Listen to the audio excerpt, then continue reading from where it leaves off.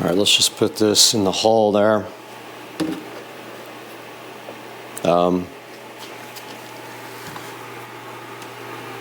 Oh.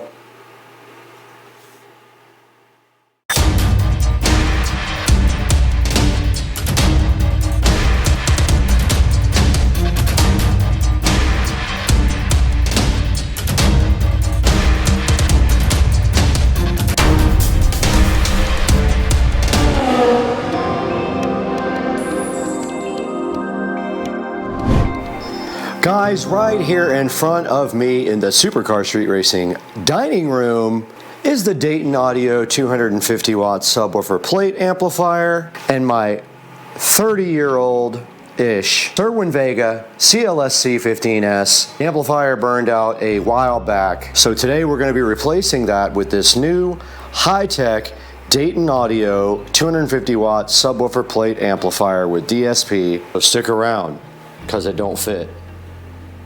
Alright, I have already unboxed the Dayton Audio plate amplifier just to see what I was looking at, and inside of the box here you can see that it comes with a power cord. I already had one so I didn't use this, but I'm going to save it because it's my last one. It has a USB type A plug to connect to the amplifier. It has a nice please visit our website for software and manual. And then right here and right now it has a innovative design catalog, not a manual.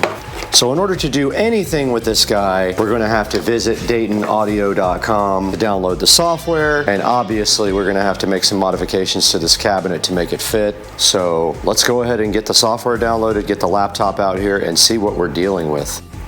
Okay, we have the old HP unreliable laptop out here. The battery does not work on it, so it has to be plugged in 24/7. It is really slow, but really honestly, it's the only PC I have that's not dedicated to the studio or work stuff, which I can't install software on anyway.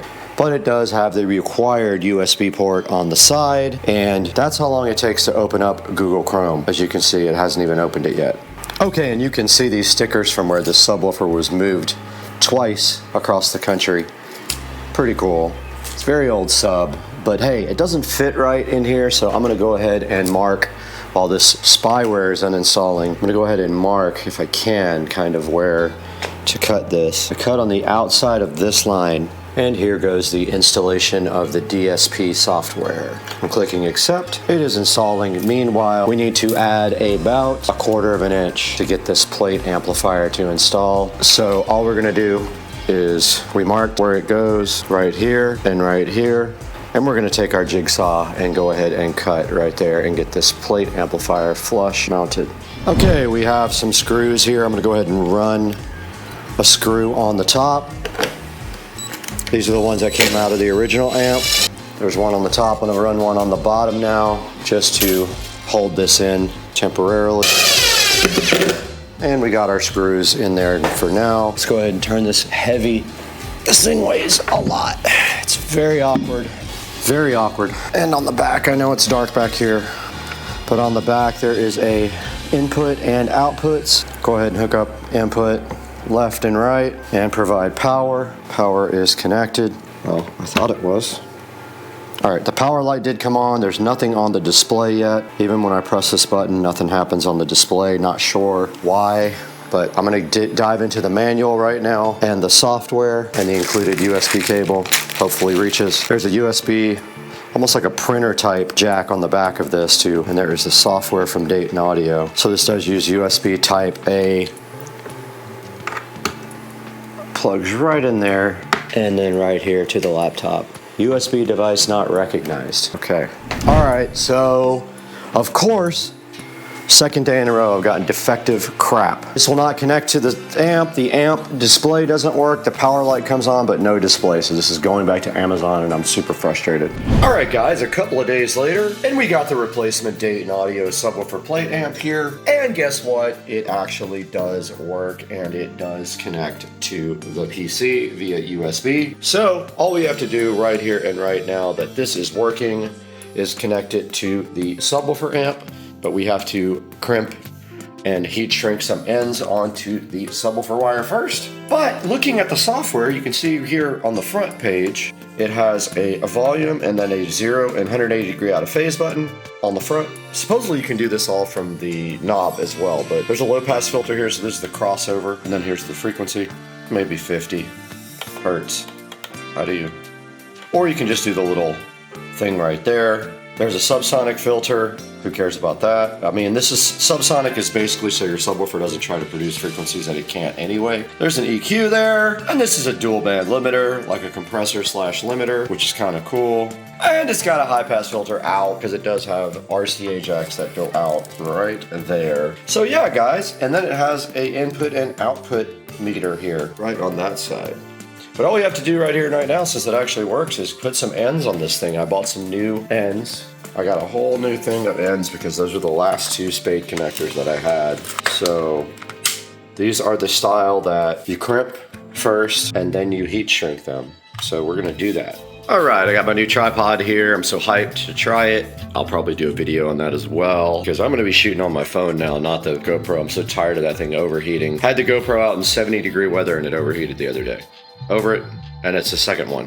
All right, we're on the brand new tripod now while I work on this subwoofer. And guys, it comes with a pigtail like this. We have our spade connectors here, female connectors. All we have to do right here and right now is crimp these on, then heat shrink them.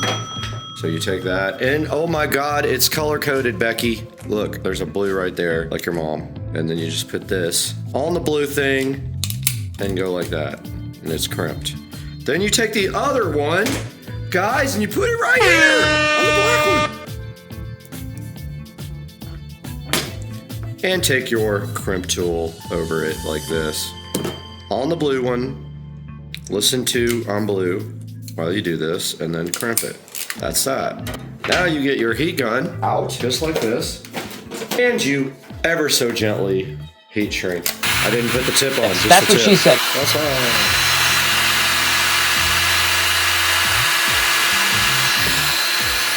That is that. That's how you do that, dude. Dude, check it out, bro. This is ready to go. Now all we gotta do is install it. And guess what I have, guys? Guys, I'm so hyped. I'm gonna get myself back. Yeah, pretty sure Plus was on that side, but really in order to see it, I have to get the phone out. But you can see here, I just hooked up the spade connectors to the sub. And now we will put the plate amp in, but I need my screwdriver to do that. Okay guys, I don't know why I'm up at 2 a.m. on a Monday morning, but I am. And since that is the case, and this is connected, and it is the right polarity, we're gonna go ahead and install it. Now, if you remember, because this was 5 seconds ago for you, we did cut this to make this work. And I had already screwed in one of them, dog. Oh, that was sick. Did you see that? Sick. The magnet caught it. Not the Magna Carta, the magnet caught it.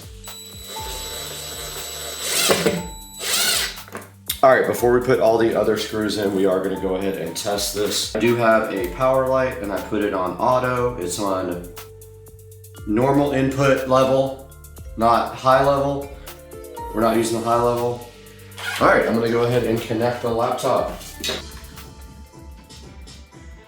Okay, I hear bass. This thing is hitting hard. Guys, I wish you could actually hear what this is like. I love this 30 hertz EQ. Let's try it. Cerwin Vega is back in action. And if you can see the screen right here, we do have a input and output meter here.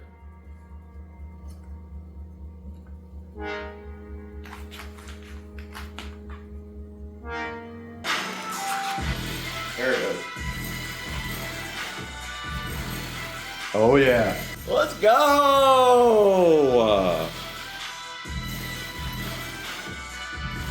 Guys, it's shaking the walls, bro. So, true story, I bought this Cerwin Vega subwoofer from the actual factory when my friend worked for Cerwin Vega, and I got it for cost of materials, which was $30. I should have bought 10 of them. And all we have to do right here, right now, is fill. And this is gonna dry clear.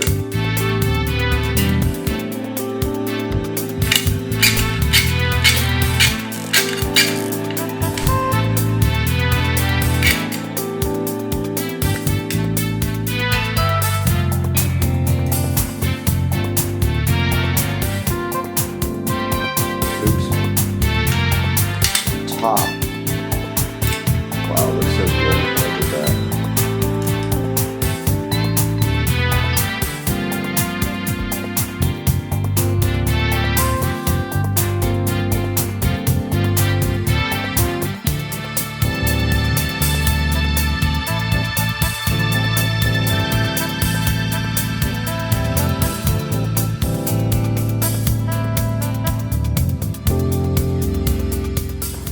This thing is bumping. It's not connected. These nuts. All right, guys, we have successfully repaired a 20-something-year-old, it's probably 20 years old, Cerwin Vega CLSC15S. Truth be told, I wanted the original amplifier to be repaired. However, there's a guy on eBay that does it, but he has not been available for 6 months, so I think he has passed away or does not want to repair my amplifier. It's Joe's dad's subwoofer. Guys, I'm gonna end the video here, but I'm gonna go out to the Supercar Street Racing studio now and record a little outro about the Dayton Audio plate amp.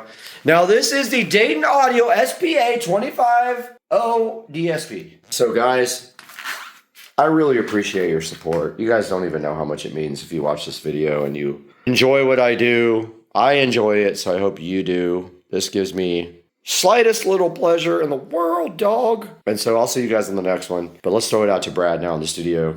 Take a look at this Dayton Audio subwoofer plate amp online and see how you can get your own Dayton Audio 250 watt subwoofer plate amp with DSP. Peace out, guys. Back in effect in the Supercar Street Racing 4K production studio, and I am Brad. And guys, today we have a repair of my old Cerwin Vega CLSC15S.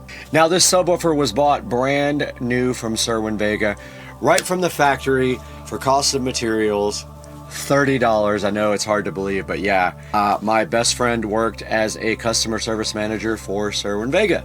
So we were in California and we got to go right to the factory and buy all kinds of Cerwin Vega stuff for cost of materials. And now the Cerwin Vega subwoofer amplifier has died, and it's very hard to find somewhere to replace it or repair it. The one guy on eBay that repairs it has been gone for months. I don't ever think he's coming back. But we did buy this Dayton Audio plate amp to go ahead and repair it. Now here is the Dayton Audio SPA 250 DSP sitting so fresh in front of you. It is a 250 watt subwoofer plate amplifier. And you can see the technology is so much better than when we got the Cerwin Vega 10 years ago or 20 years ago or 50 years ago, I don't remember. And this guy has USB connections and it does DSP for all the things like equalizer, low pass filter, high pass filter, and everything cool can be done with the laptop. Now, the first plate amplifier I got was defective. The light on the display would not light up, and it was not recognized by the computer on USB. So it definitely had some issues. We did eventually get the Cerwin Vega repaired with the Dayton Audio subwoofer plate amplifier, and we did crank up the bass at 20 and 25 hertz. And now let's take a look at this online. It has 4.3 stars out of 23 reviews. And you can see right here and right now that it didn't actually fit my subwoofer enclosure. I had to jigsaw out part of it, and then I went ahead and put some silicone sealer clear around where the part where it was just a little bit too small. But right here you can see the quality of the Dayton Audio SPA 250 DSP, and it's a good choice for a replacement amplifier if you guys have a sub that has burned up, and it does happen eventually. I have 3 of them that are already dead. So it does have 7 PEQ bands, a low pass filter, a phase control, a subsonic filter, limiter, and a high pass filter. And on the back, if you look right here, there's a knob to do all that where you don't have to use the actual app.